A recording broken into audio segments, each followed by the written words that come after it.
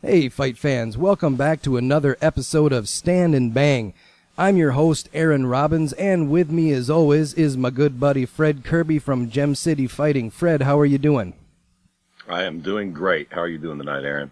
I am doing well, thank you very much. And joining us tonight, over from the West Coast, is WSOF welterweight Jake Shields. Jake, thanks for being on the show.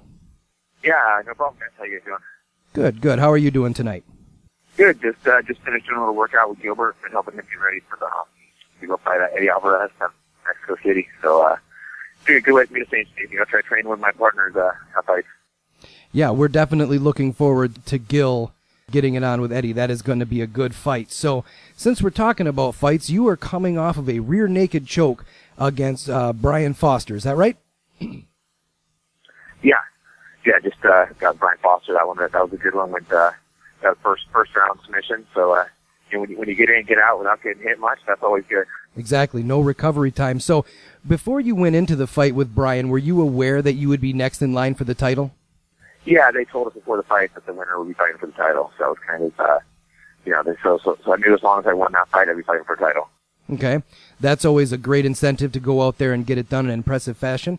And, of course, the title holder is Rousimar Palhares, who is coming off of a knee-destroying victory over John Fitch. And we're going to go into some of his antics a little bit later on in the show. Kirby and I want to talk about that.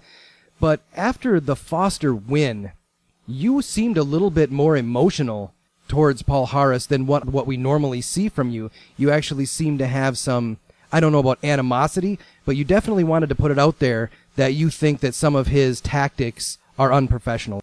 Yeah, definitely. I think it's, a combination after a fight, you're hyped up, you got a lot of energy, adrenaline, and also, yeah, I do think Palhares is a dirty fighter. I mean, he's a guy who goes out there and after guys tap, he tries blowing the knee out. So he's a guy that I want to go out there and wouldn't mind hurting as well. And he's done it not only in fights, he's done it in jiu-jitsu matches. He's starting in leg locks and then blowing them out from there. I just think it's cheap, He acts, those guys that act overly nice and Jesus and all this, but he's out there trying to hurt people. All the signs are sociopath. All right, I kind of wanted to get into that. You obviously have a very developed jiu-jitsu game, American jiu-jitsu. Now, we have seen plenty of fights where you hit a guy or a fighter hit somebody with a potentially a knockout shot. They go after it, they have the adrenaline rush, and you see them hitting the guy a couple of extra times. Now, it seems to me, and you can confirm or deny this for me, that jiu-jitsu is more of a calm art. You have to be cognizant and aware the entire time. So somebody who goes out of their way to continue to hold, that's just unacceptable. That's not an adrenaline rush. That is a conscious choice to hurt somebody. Yeah, I'm actually a fan of Palhares' jiu-jitsu, so the first time he did it, I gave him the benefit of the doubt, because you definitely can't have your adrenaline. It can be hard to do it. But then when he just kept doing it, and then the fact that he's done it in jiu-jitsu tournaments as well, I can understand in a fight once your adrenaline's really pumping. Sometimes you can kind of lose it. But the fact that he just keeps doing it over and over, you really question that. It makes it really seem like he is doing it on purpose. He does have a history of it. And Fred, do you remember Tomas Drawl? I think that was his first warning where he just would not let go of that heel hook. Yeah, that's exactly what it was. And Jake just touched on it, man. I'm kind of a big fan of the way Palhares fights, the way he's got very aggressive jiu-jitsu. So the first time it happened, I kind of wanted to give him the benefit of the doubt, but over and over again with this guy. So you definitely could be doing it once, but when guys just keep doing it, it's that pattern. He's been warned that he just, and the fact that he's done it in jiu-jitsu matches too, where the adrenaline's not as heavy.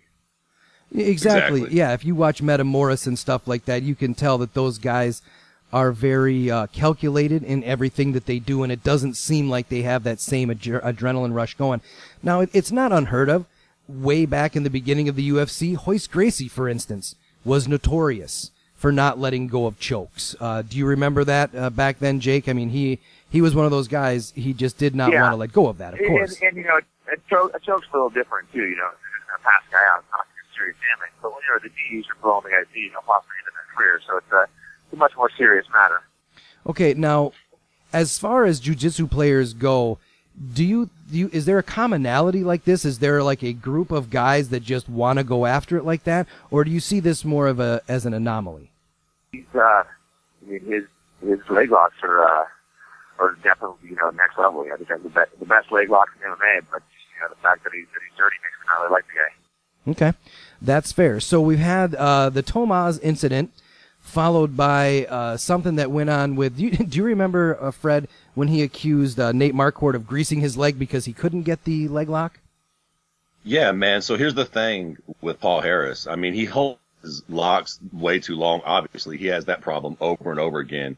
But he's had several foul-ups in fights, man, where he had the weird thing with Nate Marquardt where he, thought his leg was greased, and Nate just thunderstruck him for the problems. And he also had a problem with Dan Miller, where he hit him with a head kick in the first round, and he hit him with a couple punches and then just decided the fight was over. That's and right. Ran and jumped on the top of the cage. So I don't know exactly what the deal with Paul Harris is. Honestly, I would be a little worried, Jake. This dude kind of acts like he's not playing with a full deck. He's definitely a head case. He's someone that, that's because he is crazy. That's why I got to be really ready to defend myself against the guy, because he's definitely not all there mentally. And then, of course, once again, he does it to Mike Pierce. And then that's how Paul Harris was actually removed from the UFC due to the fact that he would not stop trying to wreck people.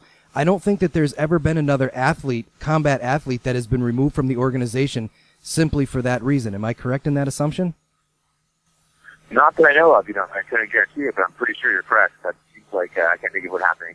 Yeah, I mean, obviously, the dude is somebody that you would want to watch. He finishes fights. So, obviously, everybody knows that Dana White likes guys who finish fights. So, for them to take a dude like that, who is finishing fights devastatingly, and cut him, clearly, there's an issue with this dude. Clearly. Yeah, and even his last couple have been kind of borderline. Last couple you can't say they're fouls. They're definitely borderline. A little too long. Not fast, but once before that. But. Well, you know Right. what? That's something that Fred and I talk back and forth about, and you can enlighten us on this. How important are those 1 or 2 seconds when you know that you have somebody and that capsule starts to break, or you feel that joint is compromised? How long is that 1 or 2 seconds extra? If you need not being moved out and, need serious surgery. So it's definitely, that could be different. The guy might be tapping out right then all of a sudden. You are cognizant that you are going in with a guy who may not be playing with a full deck of cards, it sounds like. Yeah. Okay, now, is there any way that you can prepare for that in your training camp? Yeah, I mean, it's hard to for your training camp, but you just got to be ready for, you watch the tapes, you're ready for a submission, so learn to defend all of his legs and go after him, and then, he's also a guy who doesn't like getting hit, so he's a bully fighter. He's a guy who likes to go in there and push guys around and beat them up. When things aren't going his way, he doesn't like it. He's a lot mentally tougher than this. To have to deal with him, that first onslaught is powerful, but you turn it around on him, he starts falling apart. Now, that is one thing that we've seen throughout your entire career. You seem to have an unbreakable will. What do you attribute that? Yeah, I mean, I don't know. I don't know if it's something you teach or not. I think you just got to learn to be tough in those situations. And I couldn't really think of, I don't think it's something really you teach. If people are just mentally tough or they're not. I mean, I'm sure there are things being in shape will make you mentally tougher, of course. But other than that, there's just being able to fight out of those tough situations. All right, Fred, I know you wanted to ask Jake some questions about his training camp and game plan and whatnot, so I'm going to pass it off to you. Yeah, so, I mean, you got Paul Harris coming up soon. Obviously, we all know he's a big leg lock guy. How are you addressing that in training camp? Are you running right at the leg lock problem like Alan Belcher did, or will you try to take the Dan Henderson approach and expose his striking? I'm ready for both. I've been working my leg locks a lot. Been out, working with Nick Diaz, his great leg locks. Been out with, went out to hit those races with John Donahere. He has some of the best leg locks in the country. Worked with him. So I'm getting my game prepared as well, working the skate and the attack, so I really understand it. And over the last few months, I think I've really shot my attacks there and my defense there. Actually, I talked to Alan Belcher a little bit as well. I might bring him out to help me train a little bit for this fight. Ah, yeah, that would make a lot of sense. I mean, he actually kind of beat Paul Harris at his own game. I mean, if I remember that fight correctly. He dove, I actually just watched it again. He dove right in there.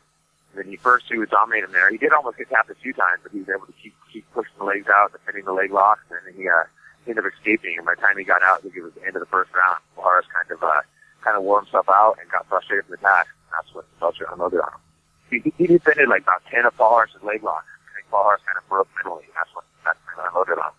Like I said, he's an amazing athlete, but he's not that mentally tough. So I think he kind of broke after Belcher escaped all his leg locks.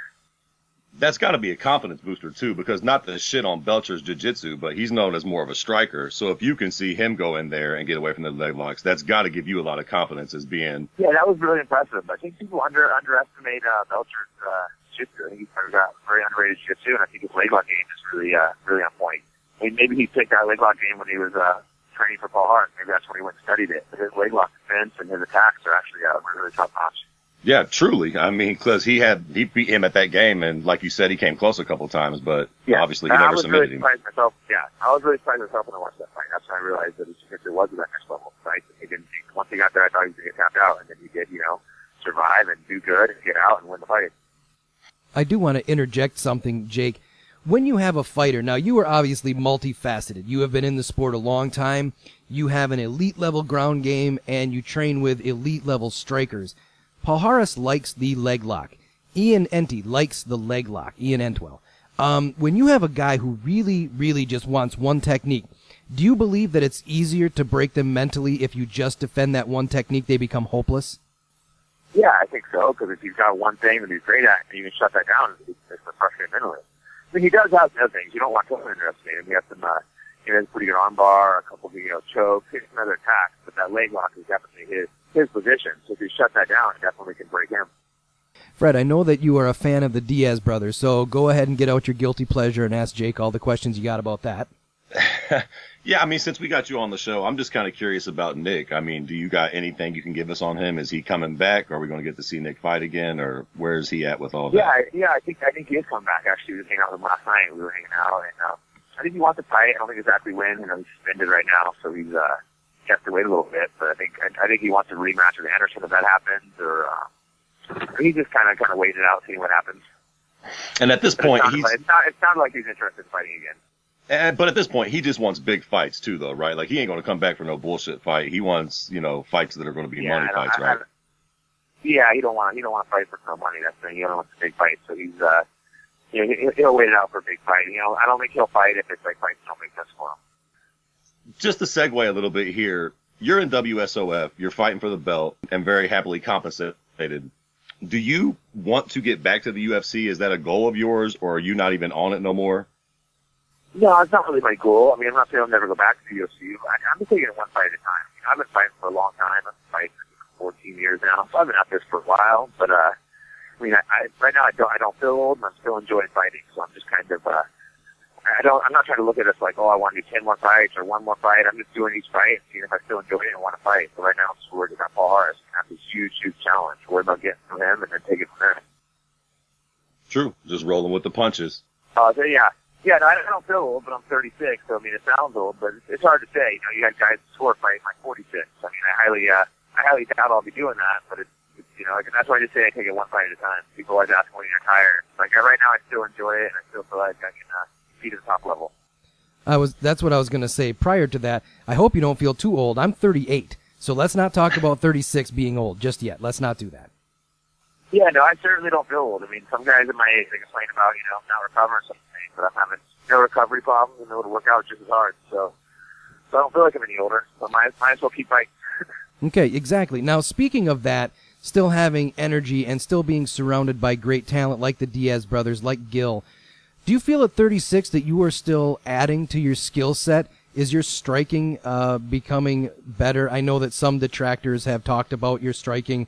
Do you feel that surrounding yourself with those guys is always adding another layer to your skill set? Yeah, I mean, I'm throwing you guys all the time, and I feel more back to my striking. I mean, obviously I want to go out there and spit a guy if I can, but someone like Paul Harris might be the perfect guy for me to go out there and try to knock out. I mean, last time I fought a really good striker, so I wasn't trying to strike with him, but I'm feeling more and more comfortable there, and it's my jiu-jitsu's going stronger, everything. I feel like I keep getting better and better.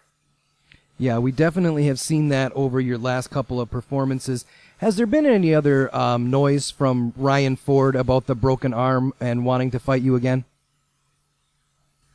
Yeah, I think Ryan was just, butthurt trying to make excuses. He's a talented guy, but I think he's, a different league, and he was trying to look up some kind of excuse. I mean, he said his arm's broke, but then I saw pictures on he kept talking crap to me, and I saw pictures on Instagram, I think it was like 3-4 weeks later, he's out there hit and miss. So if it obviously wasn't too bad of a break if you're able to box a month later.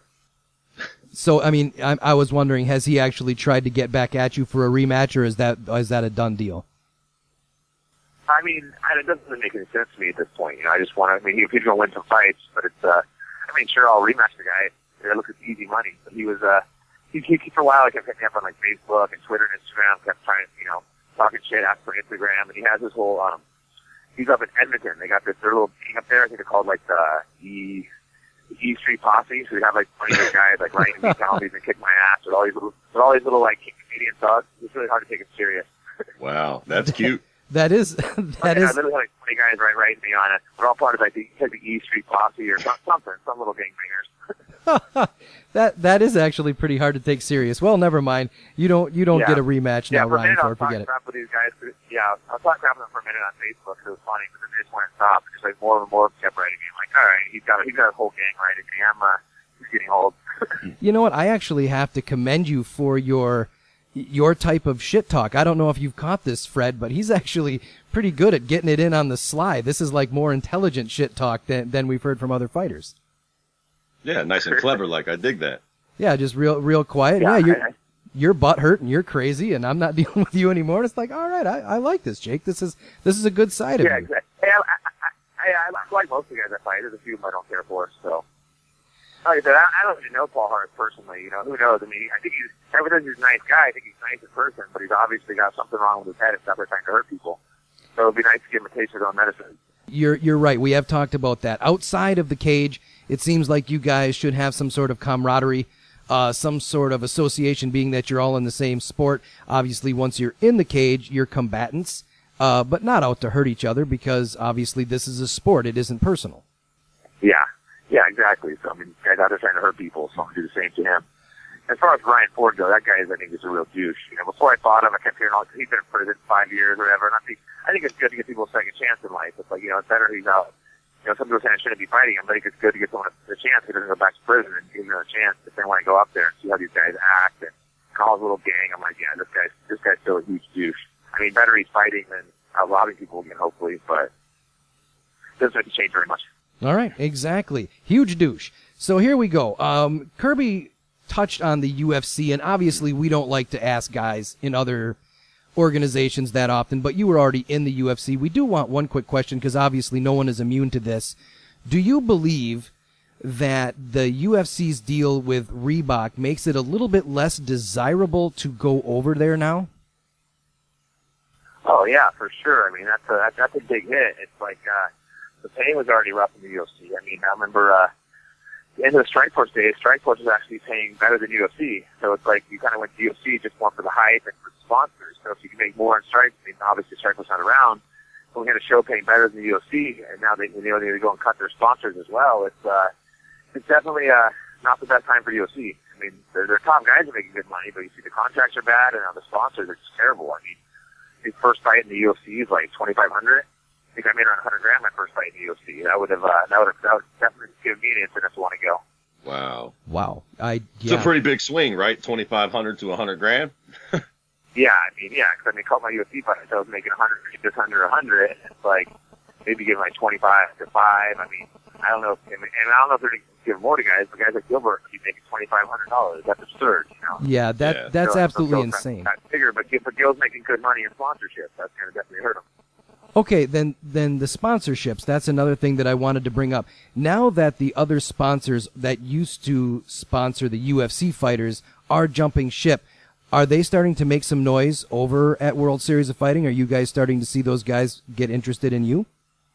I haven't really talked to anyone yet, but I certainly hope so. That's something I've been wondering. Is it gonna completely push companies away from fighting, so they don't want to deal with fighting at all, or is it gonna push more people towards World Series of Fighting and Bellator? I obviously hope this pushes more sponsors towards World Series of Fighting and Bellator and help me make you some money. Well, hopefully what's bad for other fighters will benefit me. Obviously I want all the fighters making money for all my friends, but I mean, hopefully something good and it'll help us make some more money. Well, definitely. If you want to have a little insider's look, we had somebody on the show the other night, and he was in, Montreal? Fred? Yeah, and actually everybody was there in street clothes. The sponsors have already left. Bisbing was in a leather jacket. Kaufman was in a house dress. There's no more hats. There's no more NASCAR-style clothing. They're already gone. So you have to imagine that they have to go somewhere. Yeah, I think a lot of these companies probably will, unless they're just kind of giving us on fighting. But hopefully a lot of them will push in the World Series of Fighting and Bellator and, the other MMA shows that come up. All right, now... The fighters are the stars, though, too. So if the fighters start jumping ship from the UFC, it's fair to say that some of these sponsors might follow them to the WSOF and the Bellator. Happens. Like I said, I know, I'm good friends with a lot of fighters from all over, and pretty much, a lot of guys won't say things publicly, but, pretty much anywhere you go, any gym, any UFC fighters universally not happy. Exactly. I probably talked to, I probably talked to 200 guys about it, and I would say 198 of them aren't happy. And, basically the only guys that are really happy with the UFC are the people brand new that get there and all hyped up just to be in the UFC. Kids come up looking at fighters, or they just get signed, so they're super pumped. But pretty much everyone I know that's been around for a while isn't happy right now. And it's, you keep doing that, but at some point it might catch up. Yeah, I definitely believe that it will catch up with them, and I think that they are going to be forced to either renegotiate with Reebok or come to terms with the fact that some of their upper fighters, their upper-level fighters, will be going and seeking out Ray Sefo and Scott Coker and jumping ship. And I don't know if that's a bad thing. Yeah, especially because guys already were so happy. We're unhappy with UFC over so many other things. This might be kind of like the final straw that makes guys just be like, screw this. Yeah. I personally know guys that want their, that keep asking to get out of the contract, trying to get out of the contract, but they're stuck. Yeah, well, you don't stay stuck forever. Contracts are a finite thing. Now, we only have a couple more minutes with you, but I did find out an interesting fact. You are a single father. Well, yeah, I have a daughter, but not with the mother, but she helps take care of her, so we take turns watching her and stuff. So we always get interested. She's 14 now, so she pretty much takes care of herself. Okay, so you had a daughter throughout this entire career. So. I say you have a daughter throughout your entire career. What is her perception of dad? Like, does she have a good reality of what you do, what your job is? As she was growing up, was it kind of like the, my dad can beat up your dad? It's always interesting when we find a person who has children this age where they can kind of reminisce about that. Yeah, because she always grew up with it and never seemed like a big deal. So for a while, she would just watch my fights, make nothing of it, and be like, oh, yeah, it's cool, you're fighting. But then as she got older, she started realizing that it is pretty serious. I get hurt, gets nervous, but it's, it's kind of weird when they grow up out of it. They don't think it's unusual when that's what they see. Like I said, I was already fighting when she was born, so that's what she always saw. And I think she knows, obviously she knows, because, when she was little, we'd be going out, people coming up, taking pictures, so they realize that it's, that you are somebody, and, you might go to her school, got kids coming up and stuff, so it's, you realize things, but they grew up around it. They don't really, I think when you grow up always seeing something, you don't really think it is unusual. Okay. Well, we appreciate the time that you took with us. I know that you have to get going, but before that, for the fans, why don't you go ahead, remind them when the fight is, how to watch, and how they can connect with you on social media. The fight is August 1st. I think it's going to be Vegas, and it's, I think it's going to be NBC Sports, mostly NBC, so we're trying to work that out. It's not 100% yet, so it's still a ways off. And yeah, connect. I got Twitter, Jake Shields, AJJ, my Facebook page, Jake Shields, right there, or on my Instagram, Jake Shields as well. So yeah, and thanks all the fans for the support over the years, and tune into the fight. All right. Well, like I said, thank you for joining us, Jake. And anytime you have something interesting, come on back and visit with us. Okay. Great. Thanks a lot, guys. All right. Yeah, thanks, bro. All right. You have been listening to Stand and Bang. Stick with us. In the second segment, we will have Justin Gaethje.